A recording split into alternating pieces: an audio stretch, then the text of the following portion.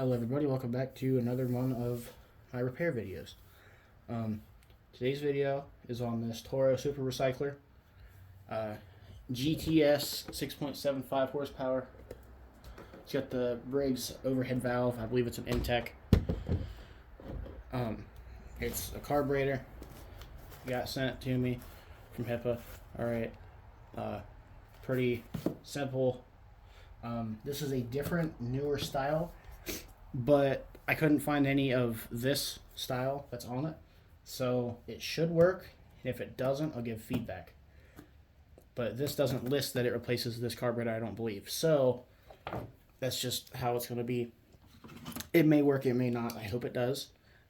But if it does, then this is a video on how to do this. First, you're going to need a 5/16 socket. Pull it up off of there. Some of these will have a different style filter, but this one needs replaced if you can't tell. Pretty cheap and easy to find. There's a hose back here you're going to have to make sure you disconnect, and these are also 5/16. It's a beautiful day out today. It should be like 65 or 63 or something right now. And this here can just lift up out of this. I also need to replace this boot here because it's split in a bunch of places. I don't know why it's split, but it's split. I'll be replacing that off camera. It'll be something for another day. But this here, 3/8, and fuel line I hadn't replaced yet. I need to restock my fuel line. This video is going to be just on the carburetor. I can take this stuff back off later and do all that because this is a project mower. I'm probably going to keep it, use it to mow grass here at my house and other places. But yeah, if this thing turns out nice, I might resell it or just keep it for myself. Here's the stuff. Carburetor, nice shiny and new. This is a much darker finish. I've never seen one of these with a dark finish like that, but it looks pretty good, not gonna lie. Let's see how it will perform after I get all this put together.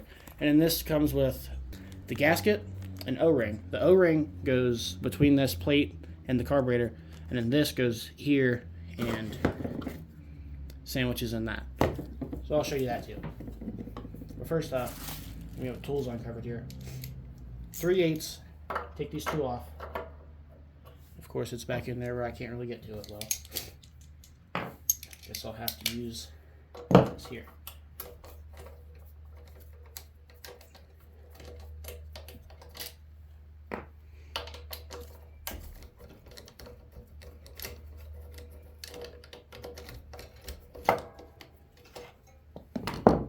As I said, this should be a direct bolt-on replacement. This here has this isn't a Z-bend, this is just bent this way. So you're gonna have to turn it this way. You can see that. It goes on like that. Alright.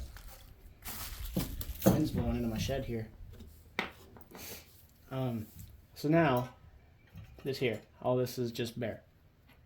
Take this, clean up that linkage if you want, put it right on there like that.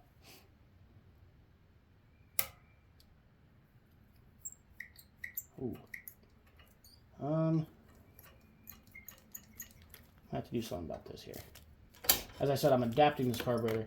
I might have to make this opening just a little bit bigger. This opening right here, because that's a little tight. Alright, time to do a slight modification. Now this might just be because of this here. This might be a my model specific thing because some of these linkages are thinner than others. So you might have to do something different to yours, or you might not have to do anything at all. So let's find one. It just barely fits in there. So this one goes through and kind of catches. I'll go next size bigger because it caught slightly before. It grabbed just a little bit of plastic and pulled it out. Now, next size bigger. We'll see that this does not fit. I wish my camera would focus right here. Does not fit. Just barely doesn't fit. So I'm going to get this chucked up in the drill. Just very carefully very, very carefully go in through that.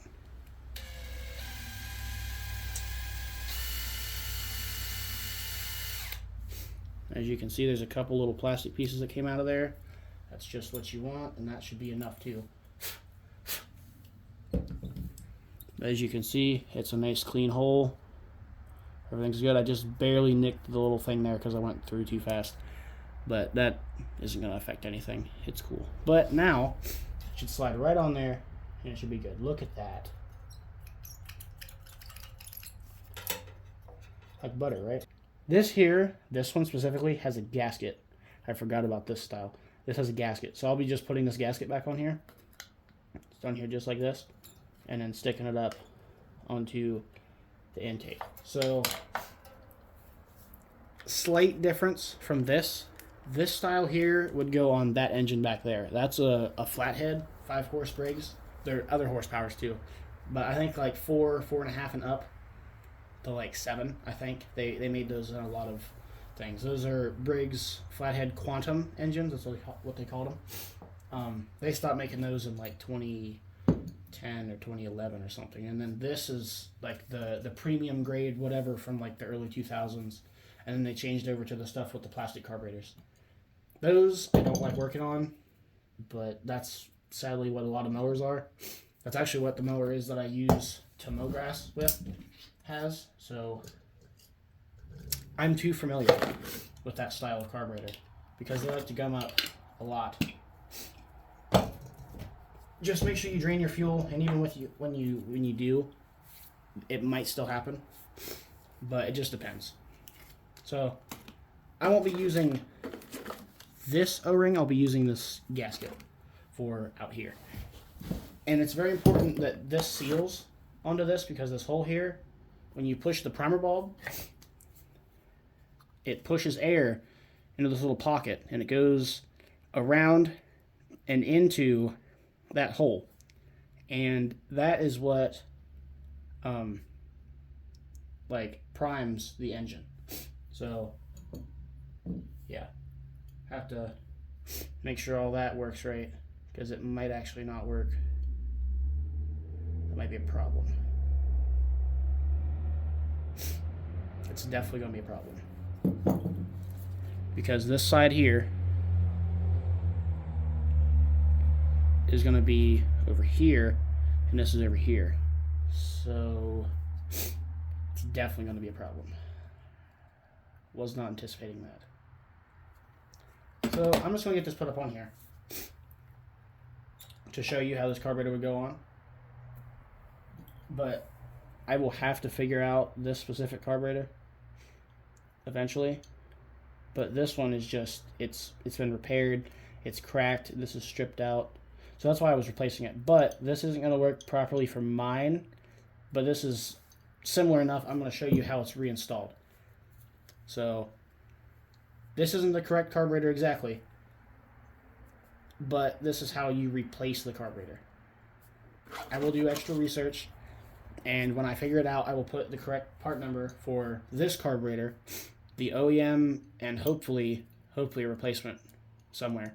But I don't know. This throttle shaft is also super worn out. And I could drill this to the next size bigger and put a brass piece of tubing in here. That's what a lot of people have done before. But I just don't feel like replacing this, like fixing this, because a lot of the internals are messed up. And it's just a very low chance of it still working. Or properly, at least. So I'm not going to be doing that. But I like I said, I will show you how this goes back together. So enough of my rambling. We'll get back to this reinstallation. Okay, so you're going to want to put a bolt through. This gasket goes this direction. Stick a bolt through there. Made it up to that surface there.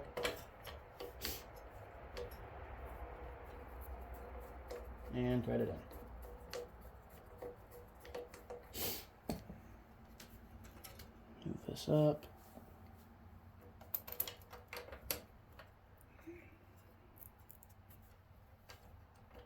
I always recommend starting fasteners by hand.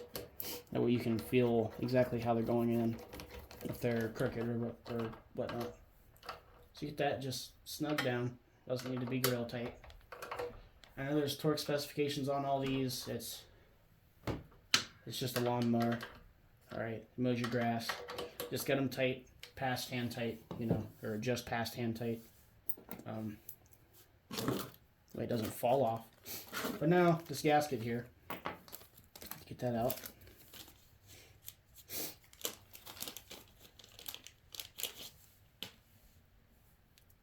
This gasket here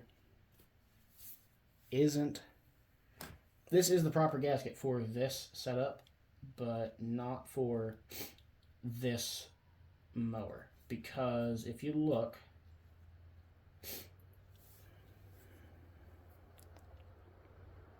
the hole for the primer is there, and the hole for the primer is over here on this.